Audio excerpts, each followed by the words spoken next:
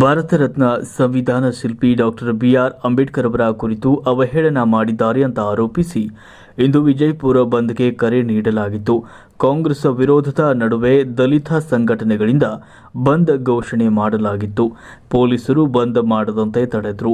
ಈ ವೇಳೆ ಪೊಲೀಸರು ದಲಿತ ಮುಖಂಡರನ್ನ ತಡೆದರು. ಈ ವೇಳೆ ಪೊಲೀಸರು ದಲಿತ ಮುಖಂಡರ ನಡುವೆ ವಾಗ್ವಾದ ನಡೆಯಿತು. ನಾವು ಬಂದ್ ಮಾಡಿಯೇ ತೀರುತ್ತೇವೆ ಎಂದು ದಲಿತ ಮುಖಂಡರು ವಾಗ್ವಾದಕ್ಕೆ ಇಳಿದರು. ಆದರೆ ಪೊಲೀಸರು ಮಾತ್ರ ಕೇವಲ ಪ್ರತಿಭಟನೆಗೆ ಅವಕಾಶ ನೀಡಿದರು. ಆಗ ವಿಜಯಪುರ ನಗರದ ಅಂಬೇಡ್ಕರ್ ವೃತ್ತದಲ್ಲಿ ಜಮಾಯಿಸಿದ ದಲಿತ ಮುಖಂಡರು ಪ್ರತಿಭಟನಾಕಾರರು ರಸ್ತೆ ಬಂದ್ ಮಾಡಿ ಪ್ರತಿಭಟನೆಗೆ ಮುಂದಾದರು. ದಲಿತ ಮುಖಂಡರನ್ನ ತಡೆಯಲು ಪೊಲೀಸರು ಯತ್ನಿಸಿದರು. ಬಳಿಕ ಅಮಿತ್ ಶಾ ಅವರ ಭಾವಚಿತ್ರಕ್ಕೆ ಚಪ್ಪಲಿಯಿಂದ ಹೊಡೆದು ಅಣುಕು ಶವಯಾತ್ರೆ ಪ್ರದರ್ಶನ ನಡೆಸಿ ಆಕ್ರೋಶವನ್ನು ವ್ಯಕ್ತಪಡಿಸಿದರು. इन दलितों को, दलित भाइयों को ना स्वर्ग की ज़रूरत है ना नर्क की ज़रूरत है, बाबा साहेब की ज़रूरत है. हमको बाबा साहेब चाहिए.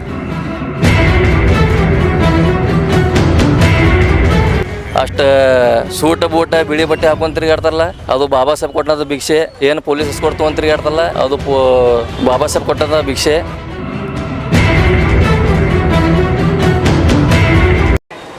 जो 19 तारीख को संसद में एक गुंडा तड़ी पर अमित शाह ने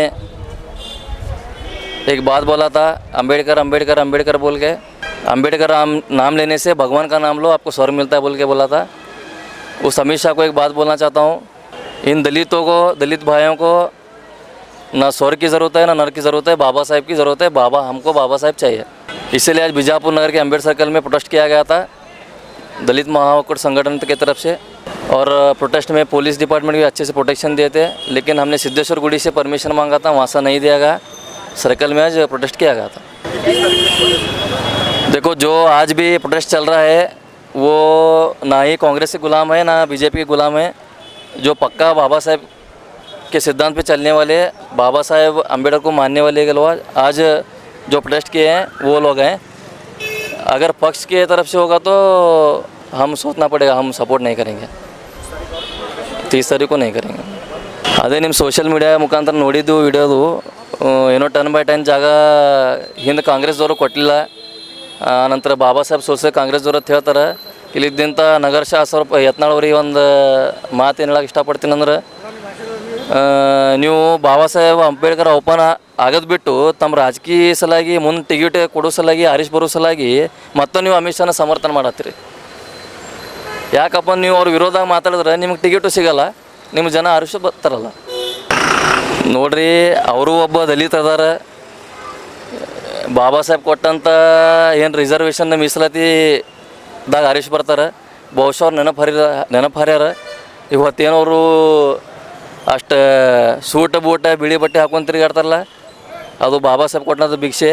ಏನು ಪೊಲೀಸ್ ಎಸ್ಕೊಟ್ ತೊಗೊಂಡು ತಿರುಗಾಡ್ತಾರಲ್ಲ, ಅದು ಬಾಬಾ ಸಾಹೇಬ್ ಕೊಟ್ಟಂಥ ಭಿಕ್ಷೆ.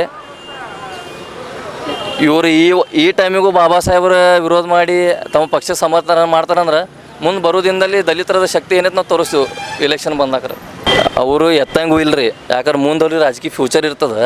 ತಮ್ಮ ಪೋಸ್ಟಂದು ಉಚ್ಚಾಟನೆ ಮಾಡ್ಬೋದು, ಈ ಥರನೂ ಇರ್ತದೆ. ಒಂದು ಪಕ್ಷದಾಗ ಸೇರೋದಂದ್ರೆ ನಾವು ಅಲ್ಲಿ ಸುಮಾರು ಹೆಂಗೆ ಹೇಳ್ತಂಗೆ ನಾ ಹೆಂಗೆ ಇರಬೇಕಾಗ್ತದೆ, ಅಷ್ಟೇ ಗುಲಾಮ್ರಂಗೆ ಇರಬೇಕಾಗ್ತದೆ.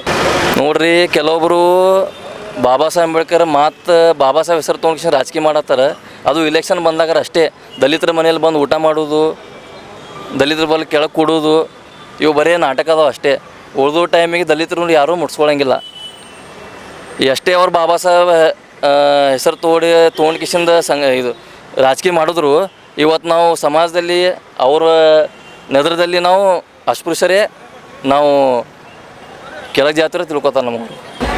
ನಮ್ಮ ಪ್ರೊಟೆಸ್ಟ್ ಏನಂದ್ರೆ ರೀ, ಅವ ರಾಜೀನಾಮೆ ಕೊಡಬೇಕು. ಆಲ್ರೆಡಿ ಅವ ಒಬ್ಬ ರೌಡಿ ಶೀಟರ್ ಅದಾನ, ತಡಿಪಾರ ಅದಾನ, ಗುಂಡಾ ಎಗಡದಲ್ಲಿ ಅದಾನ. ಅವನಿಗೆ ಒಳಗೆ ಹಾಕಬೇಕು. ಅವನಿಗೆ ಎಲ್ಲಿತನ ಒಳಗೆ ಹಾಕಂಗಿಲ್ಲ, ಅಲ್ಲಿತನ ನಿರಂತರ ಈ ರಾಜ್ಯ ಅಷ್ಟೇ ಅಲ್ಲ, ಈ ದೇಶದಲ್ಲಿ ಸಂಘಟನೆ ಹೋರಾಟಗಳು ನಿರಂತರವಾಗಿ ಇರ್ತಾವೆ, ನಿರಂತರ ಇರ್ತದೆ. ಮತೀನ್ ಕುಮಾರ್ ಭೀಮ್ ಆರ್ಮಿ ಕರ್ನಾಟಕ ಕಮಿಷನ್ ರಾಜ್ಯಾಧ್ಯಕ್ಷರು.